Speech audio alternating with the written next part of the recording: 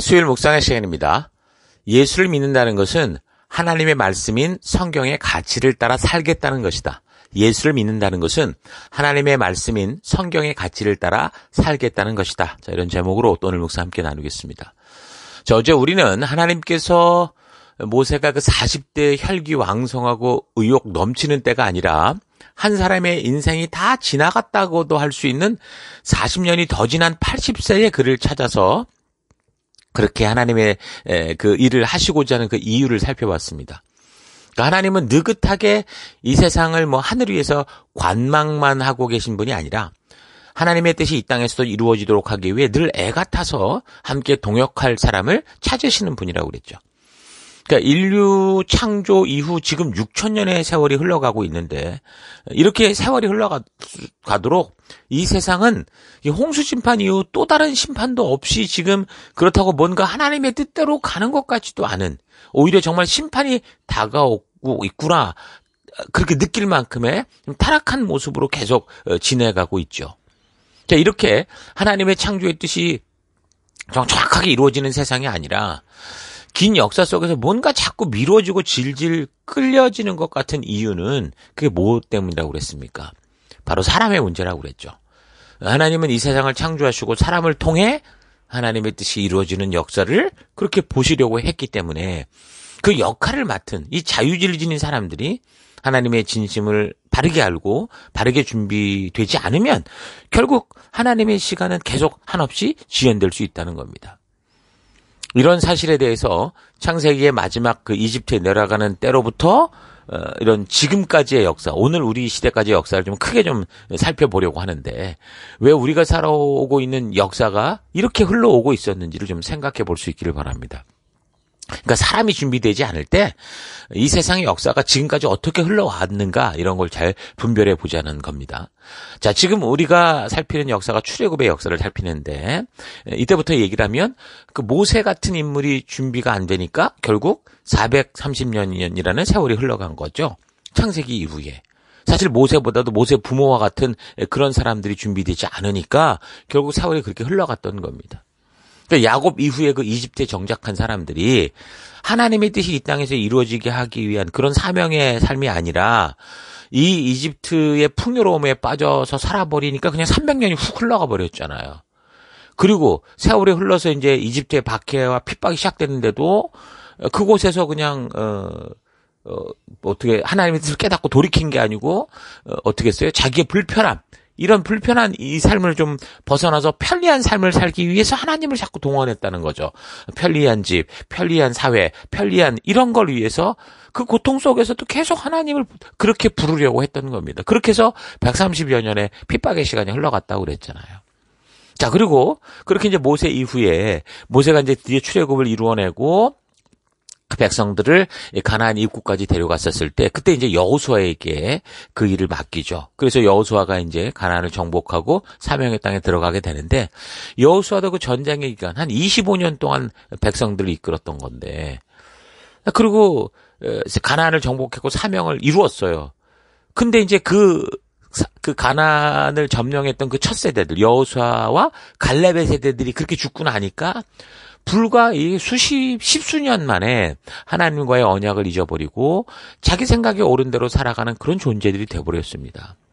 그래서 사무엘이 나타날 때까지 보면 사사시대 끝이거든요. 그때가 사사시대 360년, 350년이 훅 흘러간 거예요. 그렇게 사무엘이 그나마 조금을 했던 것 같은데, 그 한 사람의 인생, 한 사람의 일생, 한 사람의 세대를 가지고 그럼 이 민족이 정말 돌이켜서 온전한 하나님의 나라를 이루어 갔느냐? 그러지 않았어요. 뭐가 좀 되는 듯 했는데 하나님 주신 사명을 다음 세대에게 사무엘이 바르게 전하지 못했던 것 같아요. 뭐 바르게 전했어도 뭐 어쨌든 결국 자녀들의 선택의 문제겠지만 결국에는 그 사무엘의 아들들 때문에 큰 문제가 됩니다.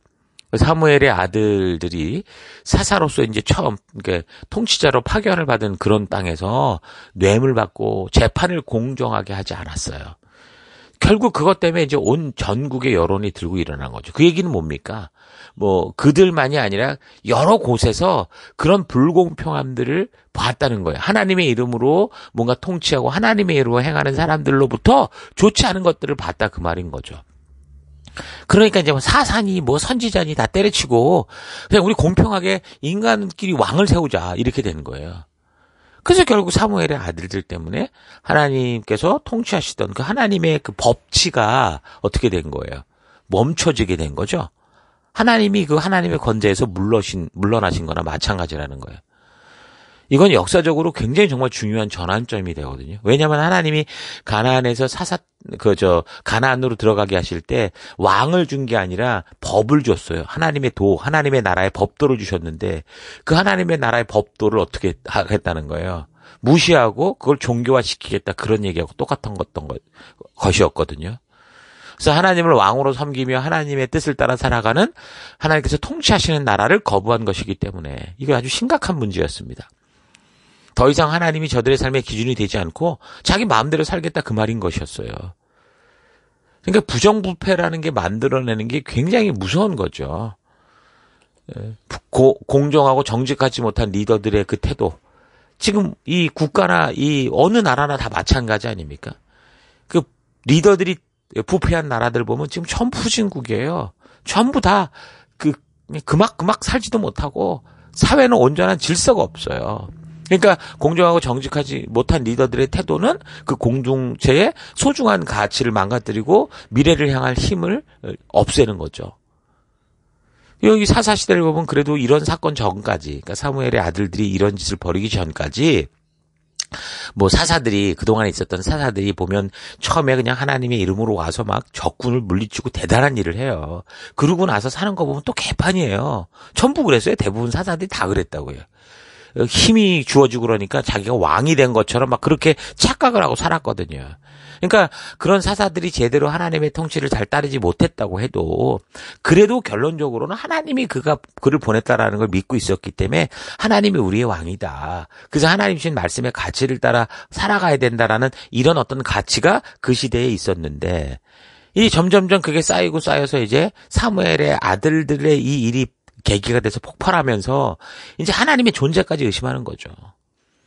자, 이제부터는 그냥 살아계신지도 모르겠나 이 하나님보다 세상처럼 좀 유능한 인간을 좀 왕으로 세우자. 공평한 인간을 좀 왕으로 세우자. 이런 식이 된 거죠.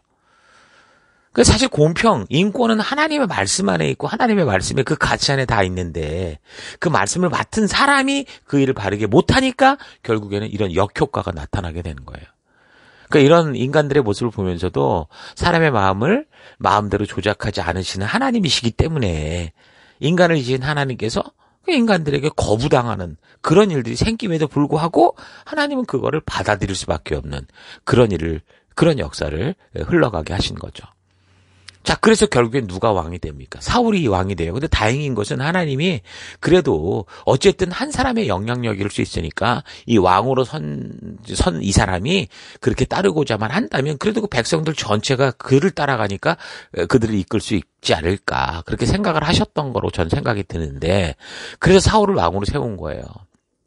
하나님이 직접 세웠다고요.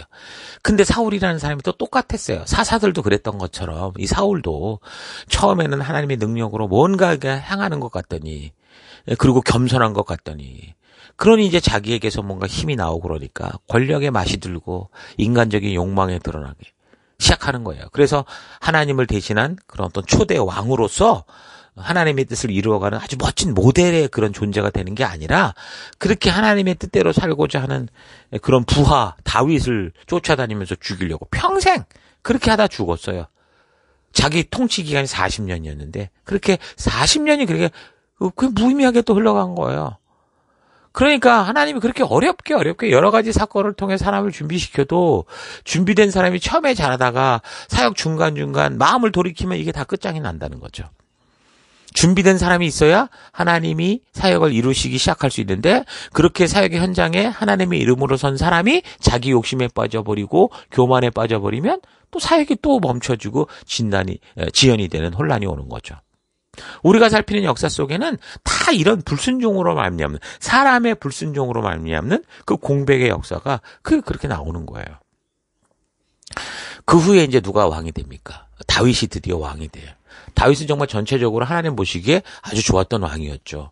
모델로 세울 만한 왕이었어요. 아브라함과 다윗과 아브라함과 다윗의 자손 예수다라고 부를 만큼 굉장히 중요한 역할을 하죠.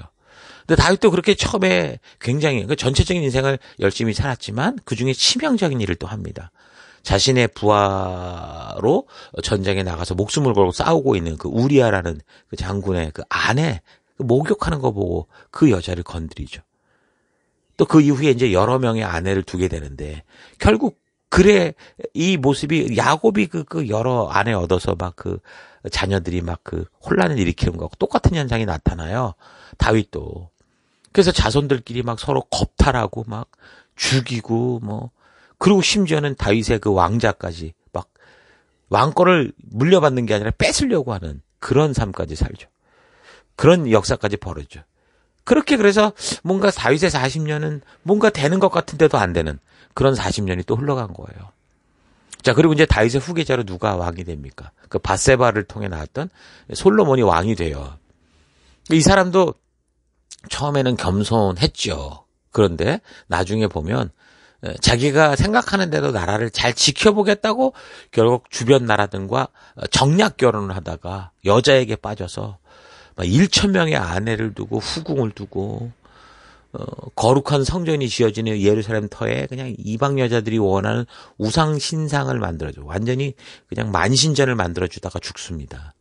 그러니까 이게 저는 또 다윗이 만들었던 어떤 그 쓴뿌리의 영향력이다 그렇게 보여요. 솔로몬도 그걸 보고 자랐으니까.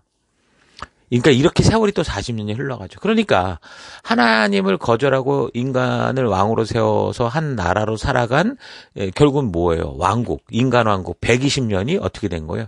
그냥 허송세월처럼 흘러간 거예요. 이것 또한 역사의 공백과 같은 시간이라고 볼 수 있는 거죠. 이미 하나님의 통치를 거부하고 인간의 부패를 이유 삼아서 인간들이 나라를 세울 때부터 그러니까 왕국이라고 해도 그때부터 이미 역사의 공백이 시작된 거예요. 역사로 보면 통일왕국, 뭔가 좋아 보이는데 사실은 그 왕국의 존재 자체가 불순종의 열매였던 거죠. 그나마 다윗을 통해서 조금 회복하는 듯 했으나 결국 역사는 하나님이 일하실 수 없는 지연될 수밖에 없는 그런 혼돈의 시대로 흘러가게 된 겁니다. 그래서 하나님은 또 어떻게 하셔요? 가만히 보고 계시지 않잖아요. 계속 곁길로 가니까 수많은 선지자를 보내셔서 계속 돌아오라. 그게 이제 그 솔로몬 이후의 왕국들의 얘기인 거예요. 그러니까 역사는 하나님의 통치가 온전하게 이루어지지 않는 또 공백의 시간이 계속 연장되고 있었던 거죠. 그래서 솔로몬이 그렇게 40년의 인생을 또 낭비한 결과 치명적으로 이제 나라까지 쪼개지게 되죠. 남북으로. 그래서 북이스라엘에는 10개 지파, 또 남유다에는 2개 지파가 이렇게 나뉘어졌는데 그 북이스라엘의 처음 왕으로 또 지명을 받은 게 하나님이 또 세웠어요. 여로밤이었거든요. 나라를 개국하는 근데 처음부터 이게 하나님께 부름을 받아놓고도 자기가 부여받은 이걸 안 놓치려고 하나님의 형상을 금송아지로 만들었어요. 그래가지고서 예루살렘 근처 거기다가 베델에다 하나 세우고 저 위에 북쪽 끝에도 단에다가 하나 세우고 이래가지고 백성들을 다 우상숭배로 다 쓸고 갔어요. 그래서 그렇게 처음부터 잘못된 길로 들어간 이 북이스라엘은 역사가 한 200여 년 정도밖에 안 되거든요. 200여 년 짧은 역사를 끝으로 결국에는 북방 이 메소포타미아 지역의 그 통치권을 갖고 있었던 아수르 민족에게 멸망을 당하면서 이 10개 민족이 온 열방으로 확 흩어져서 흔적을 찾기가 힘들어지죠. 그리고 남쪽, 그러니까 다윗의 정통성을 좀 지킬 수 있었던 남유다는 북이스라엘과는 좀 달랐어요. 그런데 사실 거의 유사해요. 하나님의 뜻을 따르다 말다 이렇게 반복을 하며 살다가 결국 이 남유다도 한 350여 년의 그런 역사 세월 끝에 북방에 이제 이 메소포타미아, 그러니까 아수르가 망하고 나라를 다스리기 시작한 바벨론에 의해서 결국 멸망, 3번이나 침략을 당하면서 경고였는데도 정신을 못 차려서 결국에는 멸망당하고 포로로 끌려가죠. 그래서 이 분열된 이 이스라엘 족속들이 이 멸망의 길로 고집스럽게 가게 될 때, 이런 이 350년, 200년 역사 속에 하나님은 북이스라엘의 남유다에 계속 수많은 선지자를 보내셨던 거예요. 그래서 그들로 하여금 하나님과의 언약의 자리로 돌아와라 계속 말씀하셨죠. 그랬는데도 결국 저들이 고집스럽게 그 우상의 길, 하나님을 자기 마음대로 이용하려고 하는 그 길에서 벗어나지 못하고 멸망의 길을 걸어 패망으로 간 거예요. 성경의 역사 속에서 선지자가 나타났다라는 거, 예언자가 나타났다라는 건 좋은 게 아니에요. 이미 그 시대가 거의 심판에 이르렀을 때 선지자나 예언자가 나타나요. 그러니까 지금도 뭐 예언이 많고 선지자가 많고 그럴 일도 없지만 그런 거 별로 좋은 게 아니라고요. 그래서 사사시대 끝에 하나님의 통치를 거부한 그때부터 하나님께서 아브라함과 맺은 언약을 성취해갈 이 민족이 하나님의 법도와 규례와 명령과 계명을 떠나 각기 제 길로 가면서 다 끝이 났다. 이걸 말하는 거죠. 벌써 이미 그때 끝이 난 거예요. 여호수아를 통한 가나안 정복 후에 각 지파가 땅을 배정받을 때가 BC 1400년경이었는데 그렇게 따지면 그 후에 한 800여 년? 그 정도 만에 이 민족들이 불순종하며 망했고 결국 하나님의 언약을 맺은 이 나라가 상징적인 나라가 눈에 보이는 나라가 아예 없어진 거예요. 아브라함이 하나님의 부르심을 따라 나아갈 때 그때부터 따지면 성경에 그때부터 분명히 나오니까 약 1500년 만에 이게 끝이 난 거죠. 바벨탑으로부터 하나님을 떠난 인류들 속에서 하나님께서 하나님의 말씀을 그래도 듣고 따르는 아브라함과 동행하셔서 하나님의 나라를 이어가게 하신 이 실제적인 하나님의 나라의 형상이라고 할 수 있는 이 이스라엘이 하나님이 주신 그 뜻과 약속과 언약을 따라 살지 않으니까 더 이상 외형적인 하나님 나라로 하나님을 대표하는 나라로 존재할 수 없었던 거죠.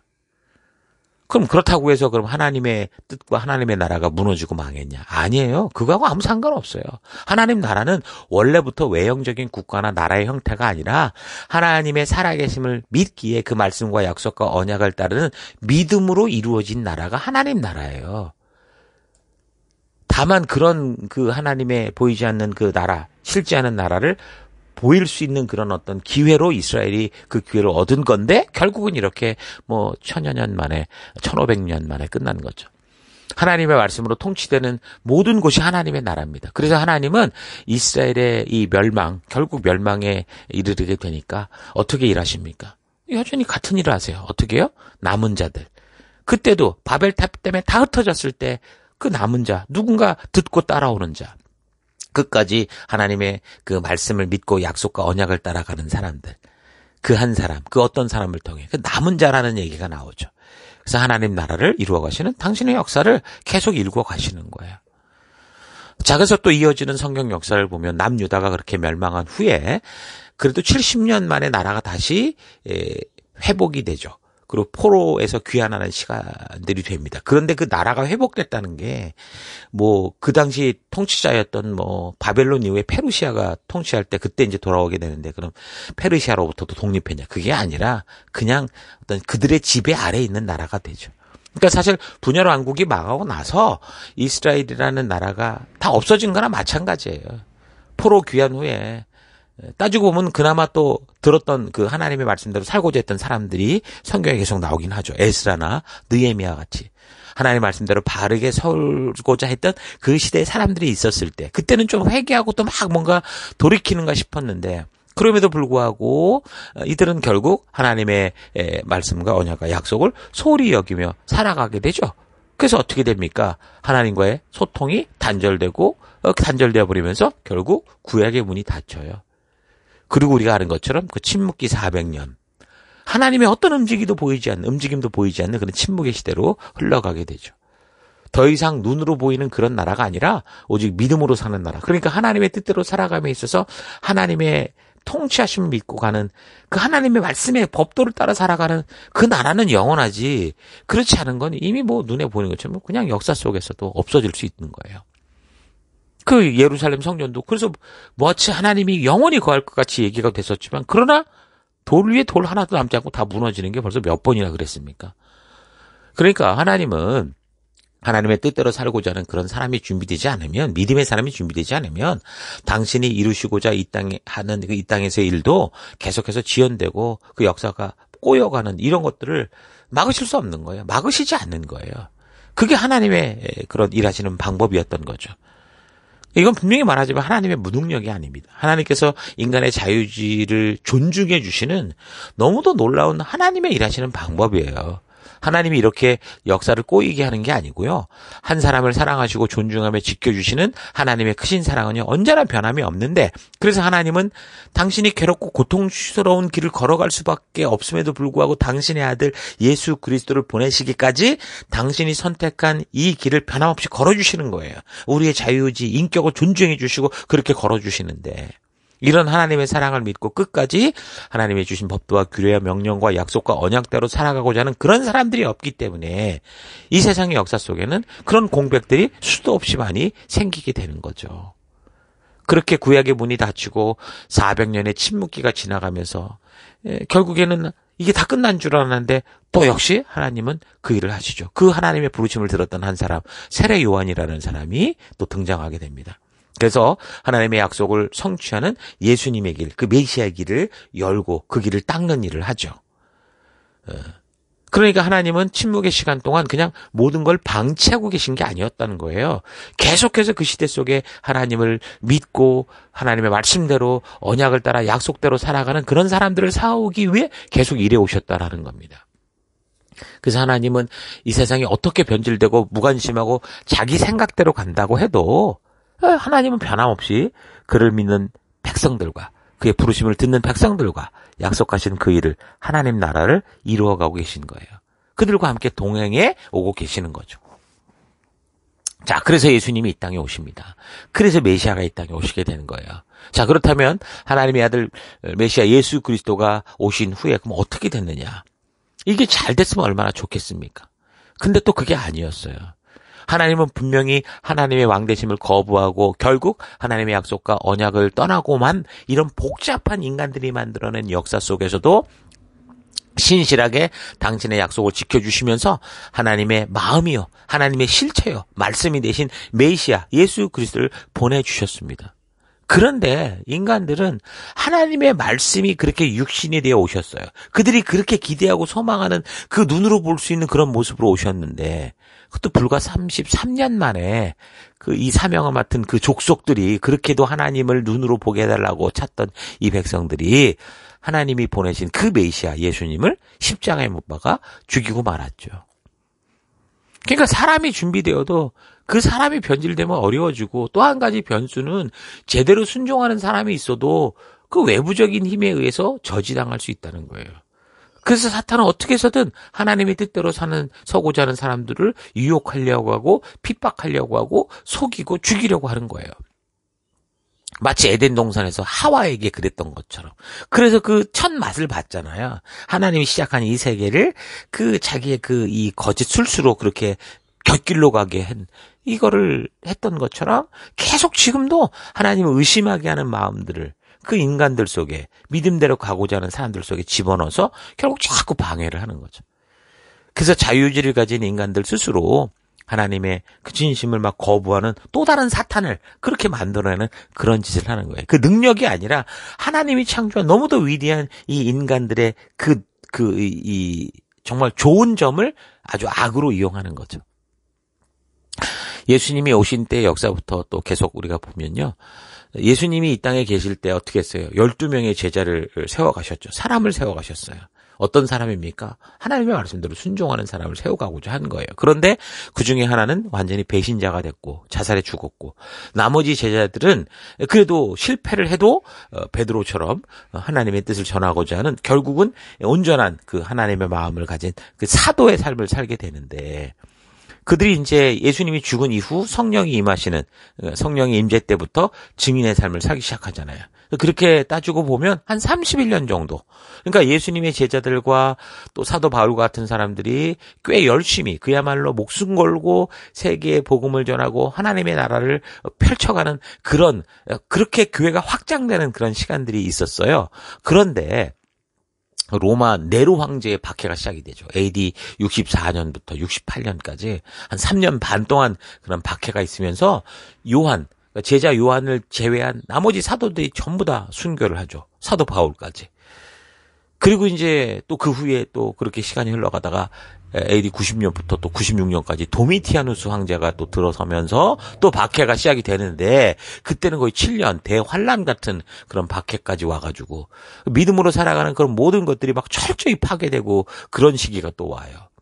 그래도 그 시대 사도들에게 그 복음을 들었던 성도들이 그 각 교회들이 말씀의 가치대로 살기 위해 순교를 각오하는 역사가 계속되고 있었어요. 이때 그런 박해의 고통을 받는 교회를 성도를 하나님이 그냥 외면한 게 아니에요. 그래서 사도 요한을 통해 당신의 뜻, 당신의 마음을 또 주시죠. 그게 요한계시록이라는 성경으로 그렇게 우리에게 전달되고 있는 거예요. 그래서 각 교회를 성도를 위로하고 격려하는 그런 일을 하시는 게 되는데 그보다 더 놀라운 일을 하셨던 건 뭐냐면 이런 박해의 역사 와중에 하나님께서 이 구약 성경, 우리가 지금 보는 하나님의 말씀이라고 믿는 구약 성경이 정경화되도록 하시는 거예요. AD 90년입니다. 유대 랍비 모임인 얌리아 공의회를 통해서 이 구약 39권만 성경으로 정경화시키는 그런 일이 되죠. 그러니까 자꾸 지금 하나님의 진실한 뜻이 거짓되고 변질되게 만드는 그런 일들이 있으니까 그게 뭐 말로만 됐겠어요? 그러니까 여러 가지 이제 이상한 책들도 만들었겠죠. 그러니까 외경이나 위경 같은 것들이 있었을 겁니다. 근데 거기서 이제 다 구분을 해내시는 거예요. 그래서 분명한 하나님의 뜻이 뭐다라는 걸 확정지시는 거죠. 포로기 이후에 이 백성들이 그 하나님의 그 말씀의 그 진정한 의도, 선지자들의 그 말씀들의 중요성을 알게 되면서 그 글들을 모으고 그래서 거의 이제 구약 성경에 틀이 잡혔는데 그래도 뭐 여러 가지 이제 그렇게 글이 모아지면서 유사한 책들이 많이 있었겠죠. 근데 이제 그 중에 이 39권만이 하나님께서 우리에게 보증해 주시는 그런 성경, 하나님의 뜻이라는 확정을 지어 주시는 거죠. 그러니까 이렇게 꼬여가는 역사 가운데서도 하나님은 계속 무슨 일을 하세요? 하나님의 분명한 뜻을 정확히 우리에게 알리시고 하나님의 나라를 이루어가시는 그 일을 이루어가고 계시는 거예요. 너무 놀라운 축복이었던 거죠. 뭐 어찌됐든 그런 하나님의 놀라운 역사에도 불구하고 로마 제국으로부터 이 박해가 계속돼요. AD 311년까지 따지고 보면 거의 10차례 시간으로 따지면 250년 가까이 로마 황제들의 주도로 대박해가 이루어집니다. 그러니까 사탄은 어떻게 해서든 교회와 성도를 잔멸시키고 하나님의 말씀을 없애버리려고 몸부림을 친 거예요. 그래서 교회가 숨도 못 쉬면서 지하 무덤 그 카타콤에까지 숨어들어서 살게 되는데 그래도 이 박해 시기에 많은 사람들이 어떻게 했어요? 하나님 말씀대로 살기 위해 그 지하 무덤 속에 사는 것도 기꺼이 마다하지 않고 순종하는 삶을 살았다는 거예요. 그렇게 세상의 탄압 속에서도 말씀의 가치대로 살고자 버둥거리면서 그렇게 살아갔는데 그중에 그러다가 그 역사가 AD 313년이 되면서 로마 제국의 44대 황제였던 콘스탄티누스 1세가 어쨌든 이 기독교를 인정하는 자유를 선포하죠. 자, 그래서 그렇게 지하 속에 숨어서 말씀대로 살고자 했던 그 교회가 지상으로 올라오게 됩니다. 자, 그런데 올라와서 보니까 각 동굴마다 또 지역마다 이게 믿는 바가 조금씩 뭔가 다른 거예요. 이 동굴 저고 동굴 알렉산드리아 시티 그다음에 안디옥 도시 콘스탄티노플 이 도시마다 다 뭐가 다르고 뭐가 주장하는 바가 학설이 조금씩 다른 거예요. 그래서 AD 325년에 비드니아주의 니케아시에서 종교회의가 열립니다. 그 모임의 주제가 뭐였냐면 부활절을 며칠 날 지켜야 되느냐. 그 또 하나는 그리스도의 정체가 뭐냐. 그리스도가 신이냐 사람이냐. 이런 주제로 모이게 돼요. 그러니까 예수님이 지금 오신으로 따지면 교회 역사가 벌써 325년이 흘러가고 있었는데 아직도 교회는 예수 그리스도가 신이냐 사람이냐 그런 정체성을 가지고 혼란이었던 거죠. 그러니까 뭔가 정확하지 않았다는 거예요. 다행히 예수님이 사람과 비슷하다고 주장했던 그런 주장들이 그때 이단이 됐고 예수님은 하나님이시다. 하나님과 똑같다라고 믿었던 아타나시우스파가 정통이 된 겁니다. 그러니까 이것이 인간들이 이렇게 했다는 게 아니고요. 말씀의 주인이 되신 하나님이시잖아요. 주인 되신 분이. 그러니까 그 하나님이 인간들의 수많은 생각들이 많았던 그때 정통이라고 주장하면서 복잡하게 막 꼬여가던 그런 역사 속에서 하나님이 직접 개입하시는 거죠. 그래서 하나님의 정확한 언약과 약속이 뭐고 내 뜻이 뭐고 예수가 누구시고 하는 그런 놀라운 그 역사를 이제 이루시는데 그러니까 구약 39권도 하나님의 개입으로 그렇게 확고한 정경화가 이루어졌다면 이 신약에 결국은 그 메시아가 예수라고 전하는 이 놀라운 신약의 핵심 메시지에 대한 확고한 정의, 그거를 AD 397년 카르타고에 의해서 이 신약 27권으로 정경화를 해서 하나님의 뜻이 하나의 오차 없이 더해지거나 빼지거나 변질되지 않고 이 성경에 담겨질 수 있도록 그렇게 하신 거죠. 그래서 온전한 하나님의 뜻과 의도가 그 백성들에게 전달될 수 있도록. 그러니까 교회 시대, 혼란한 시대 속에 또 하나님은 신약 27권을 정경화시키시면서 이제 구약 39권, 신약 27권을 우리에게 하나님의 온전한 뜻으로 전달하는 그런 놀라운 일을 하시는 겁니다. 자, 이렇게 이 세계의 역사가 지금 창조 이후에 구약으로 따지면 4,000년을 넘어 흐르는 동안 하나님은 하나님의 진심을 알고 준비돼서 그 뜻대로 살고자 하는 사람들에게 그 하나님의 그 말씀을 정확히 전달해 주시고, 근데 그것을 알고도 그렇게 순종하는 사람이 없을 때는 역사 속에서 어떻게 해요? 한없이 기다리실 수밖에 없는, 또한 누구든지 하나님의 때도 나아갈 자를 계속 부르시고 계시는, 그래서 역사 속에서 그 부르심에 응답하는 자를 통해 그래도 하나씩 하나님의 뜻을 이루어가는 그런 일을 해오시고 계신 것.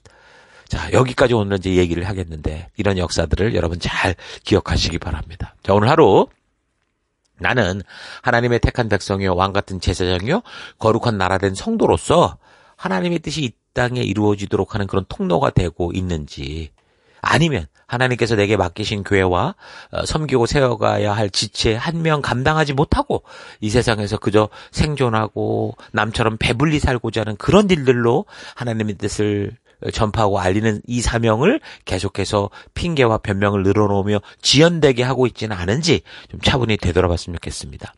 우리가 예수를 믿고 교회를 다니는 것은 하나님을 믿고 그의 말씀을 따라 성경의 가치대로 살아가는 존재가 됐다라는 거예요. 옛사람이 새사람으로 변했다가 이 말인 거예요. 옛사람의 가치, 지금까지 이 세상이 이것이 진리다라고 생각하는 것들 다 버리고 하나님의 말씀을 통해 주신 그 말씀의 가치, 신에선 언약에 있었던 하나님의 법도와 규례와 명령과 계명의 가치를 따라 살겠다는 그 사람이 바로 새 사람이 되는 거예요. 물론 새 사람, 하나님의 말씀에 통치를 받는 하나님 나라의 백성이 그렇게 될 수 있어도 이전부터 살아왔던 삶의 똑같은 환경과 상황, 똑같은 사람과의 관계 속에서 우리는 살아갈 수밖에 없지만 이제는 이전과 완전히 다른 가치를 따라 이 세상의 법이 아닌, 과거의 법이 아닌 하나님 주신 하늘의 법, 그래서 이 세상의 흐름과 유행을 따라가는 게 아니라 하나님이 창조하신 창조의 법칙, 하나님이 세우신 하나님 나라의 법도를 따라 살아가겠다는 그런 존재가 되는 게, 그게 새 사람인 거죠. 그래서 우리가 바르게 예수를 믿어 하나님의 자녀가 되었다면 우리의 삶은 자연스럽게 이 성경을 통해 말씀하시는 하나님의 자녀 닮은 그런 변화된 정체성을 가지고 살아가야 되는 거예요. 예수를 믿는다는 것은 성경을 하나님의 말씀으로 믿는다는 거죠. 그래서 그 성경의 가치를 따라 어떤 상황과 환경 속에서도 살아가겠다는 거예요. 이전에 즐기던 세상 모든 것들을 죄로 여기고 하나님의 부르심을 따라 말씀의 가치대로만 살아가겠다라는 거죠. 그래서 세상과 친구들이 나를 비웃을 수도 있고 공격할 수도 있어요. 그러나 우리가 살아갈 길은 이제부터 오직 하나, 우리 하나님께서 살게 하신 그 길과 그 가치, 이 성경 66권에 속한 말씀을 따라가는 거죠. 나는 지금 성도로서 하나님께서 창조하신 하나님 나라 백성다운 삶을 살아가고 있는지, 아니면 창조주 하나님의 뜻을 따라 살아가는 것을 거부하고 자기 욕심과 만족을 따라 살아간 사탄의 길을 따라 살아가고 있는지 우리 좀 분명하게 분별해야 됩니다. 그래서 무엇보다 성경과 역사를 통해 하나님의 뜻을 바르게 분별해서 하나님의 뜻이 이 땅에서도 이루어지게 하는 그런 하나님의 통로요, 하나님과의 동행자요, 또 작은 예수로서의 삶을 살아갈 수 있는 여러분 되기를 바랍니다. 하나님은 하나님과 동행할 사람, 하나님의 역사를 성취하며 이루어갈 사람을 찾으신다라는 거 잊지 마시고 각자의 삶의 현장에서 그렇게 하나님 나라 백성다운 하나님의 통치가 임하는 그런 삶을 살아가는 여러분 되기를 주의 이름으로 축원합니다. 자, 오늘 하루도 힘내십시오. 잠시 기도하겠습니다. 하나님께서는 사람을 통해 일하시기에 하나님의 진심이 왜곡되지 않고 전달되며 흘러갈 수 있는 사람을 찾으시는데, 그 하나님의 말씀을 듣고도 그 말씀을 내가 원하는 대로 추측하여 내가 원하는 우상을 만들며 살아온 삶을 회개합니다. 하나님의 뜻이 가감 없이 각색 없이 나를 통해 흘러가게 하는 하나님의 말씀 닮은 내가 되기 원합니다. 하나님이 역사의 흐름 속에서 성도된 삶에 대해 혼동하지 않고 하나님의 뜻을 알 수 있도록 주신 이 놀라운 하나님의 언약의 책, 구약과 신약, 이 성경을 소중히 여기며 이 성경과 역사를 통해서 하나님이 누구시고 하나님의 진실한 뜻이 무엇인지를 바르게 알고 그 말씀대로 살아가는 그런 내가 되길 원합니다. 내가 예수를 믿는다는 것은 이 말씀의 가치를 따라 살아가는 존재가 됐다라는 거 잊지 않고 오늘 내가 살아가는 곳곳에서 그 말씀의 가치를 따라 걷는 내가 되기를 간절히 바라오며 예수님 이름으로 기도했습니다. 아멘.